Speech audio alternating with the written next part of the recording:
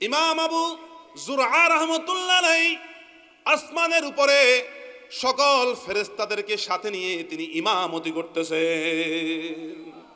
হাজার হাজার ফেরেশতা তার পিছনে মুক্তাদি হিসাবে নামাজ আদায় করছে, আর তিনি নামাজের ইমামতি করছেন। এই অবস্থায় হযরত ইমাম জুহরি রহমতুল্লাহ আলাইহি যখন নামাজ শেষ করলেন, তার বন্ধু তাকে জিজ্ঞাসা করলেন, আপনি এত বড় মর্তবা, এত বড় শান মর্যাদা কিভাবে অর্জন করেছেন? আসমানের মধ্যে আপনি ফেরেশতাদের ইমামতি করছেন। দুরূদ শরীফ আমরা আদায় করতে রাজি আছি কিনা? 100 বার নয়, 200 বার নয়, পারলে 500 বার, 600 বার, 700 বার, 1000 বার, যতবার পারেন ততবার দরুদ শরীফ আদায় করেন। আল্লাহ রাব্বুল আলামিন আপনার জন্য দুনিয়া আখিরাতে শুধু নিয়ামত দান করবেন, নিয়ামত দান করবেন, নিয়ামত দান করবেন। কাহিনী শুনবেন কিনা? কাহিনী শুনতে রাজি আছেননি? ঘটনা শুনতে রাজি আছেননি? হযরত ইমাম আবু যুরআ রহমতুল্লাহ আলাইহি তিনি একজন বড় মুহাদ্দিস ছিলেন, বড় হাদিস বেত্তা ছিলেন এবং বড় বুজুর্গ ছিলেন। তিনি প্রায় যে 10 লক্ষ হাদিস, কত 10 লক্ষ হাদিস তিনি নিজের হাতে লিপিবদ্ধ করেছেন, লিখেছেন। যখন তিনি ইন্তেকাল করলেন, দুনিয়া থেকে বিদায় নিলেন, তখন তার একজন কাছের বন্ধু, তিনিও বুজুর্গ ব্যক্তি, কারণ বুজুর্গ ব্যক্তির বন্ধু বুজুর্গ ব্যক্তি হয়, নেককারের বন্ধু নেককার হয়, বদকারের বন্ধু বদকার হয়, শরাবির বন্ধু শরাবি হয়, সুদখোরের বন্ধু সুদখোর হয়, নামাজির বন্ধু নামাজি হয়।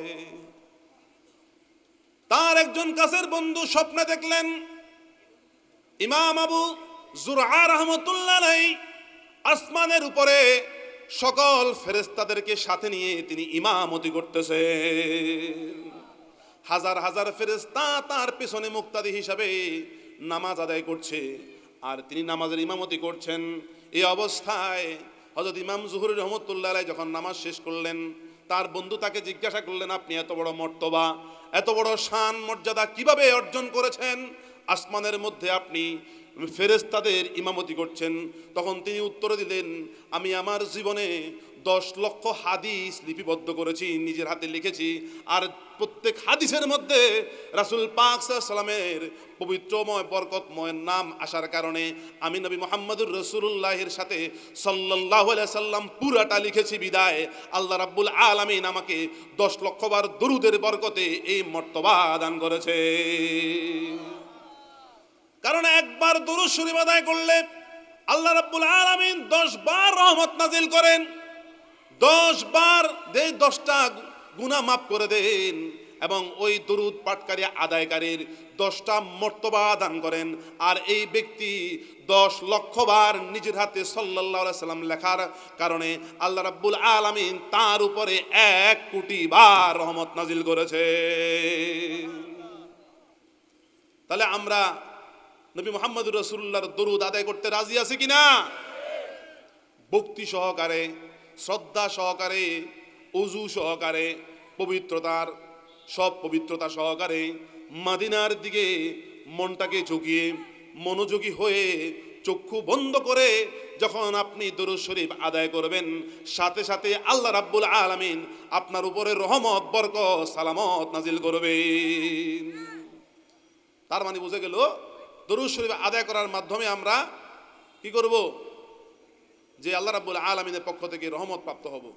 ঠিক আছে, 2-3 জন ধরে নামাজ না, তাই দাও না, 2-3 জন ধরে এদের নয় জানা দাও, লই যাও, হাগলা কি বেশি বেশি দায়িত্ব লাগাবো, লই যাও, লই যাও, লই যাও, ধরো, আর 2-3 জন ধরো, 2-3 জন আর ধরো, 2-3 জন ধরে লই যাও, সব দরুদ শরীফ পড়েন। সাল্লাল্লাহু আলা মুহাম্মাদ সাল্লাল্লাহু আলাইহি